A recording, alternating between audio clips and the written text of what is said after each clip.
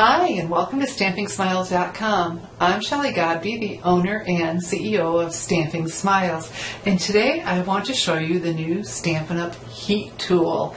Very, very nice. And so we have to stamp something before I can show you how it works. So we're going to go ahead and take our Stampin' Pierce mat and stamp on this because we learned in my last video how great it is for detailed stamps and large stamps, but we used a detailed stamp. So I'm going to bring back the same stamp, the horse frontier, and we're going to take the basic black classic ink. This is a dye ink pad, and stamp. And if you remember yesterday, it doesn't take a lot of pressure for me. I just press down and look at all that great coverage. Yay! And so with the Stampin' Pierce mat, I'm going to get all of that great detail.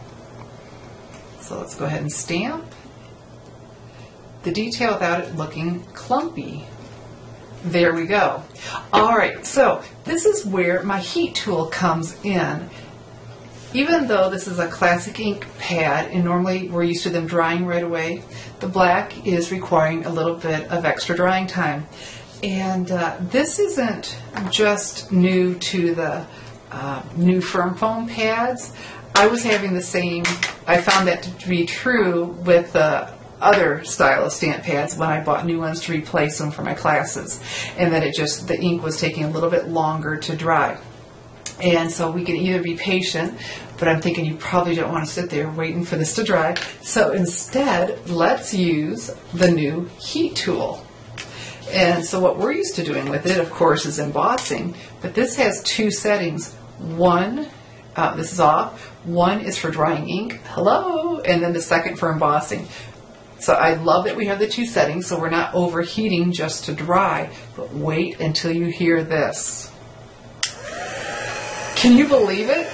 That's only how loud it is. I'm used to having to shout over top of the heat tool. Okay, let's put it on the higher setting. That's still nothing compared to the old one, is it? You've got to love this. Okay, so the two settings, one for drying ink and one for embossing. And we have this cool tip to protect it. How nice is this? Okay, while I'm doing this, let me show you a little tip. You know, whenever you heat your cardstock, it likes to warp. Turn it back over and heat the other side, and it just goes back to normal. Yay, how about that? So now that we've dried it, I am ready to go ahead and start watercoloring. And so I have my crumb cake pad. I push down with my thumb, get some ink in the center, and press a little bit harder. There we go. Let's use the palm of my hand. And look at all of that ink that I'm ready to start watercoloring with. I have my aqua painter and a napkin and my squeeze until I get some water out. And then I brush off the excess because it'd be too watery for me.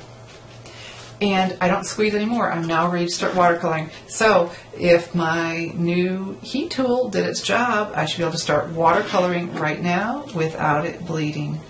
And look at that. Woohoo! And so we could have sat there and waited, or just use our fancy dancy new heat tool. So there you have it, ladies. I'm so excited about this. You know what? I am creating a card with this, and I have another little trick to show you in the next video, so be sure to come back and see me. And if you enjoy learning new stamping tips, go to my website, StampingSmiles.com, and sign up to be on my mailing list. Every month I write, here we go, StampingSmiles.com. Every month I personally write 3 newsletter articles with stamping tips, techniques, and/or tutorials.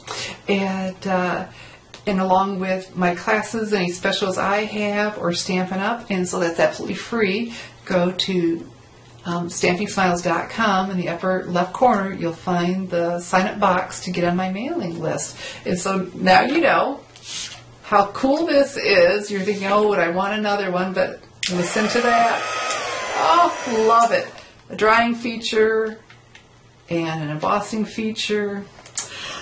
and so much quieter. Listen, we're getting so quiet with our stamping, aren't we? We don't have to wham on our new classic pads. We can just press down, and then we can even emboss quieter than ever. So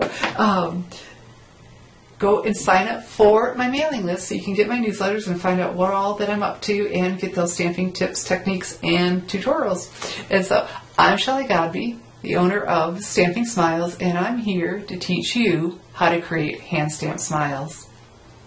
Thanks for watching.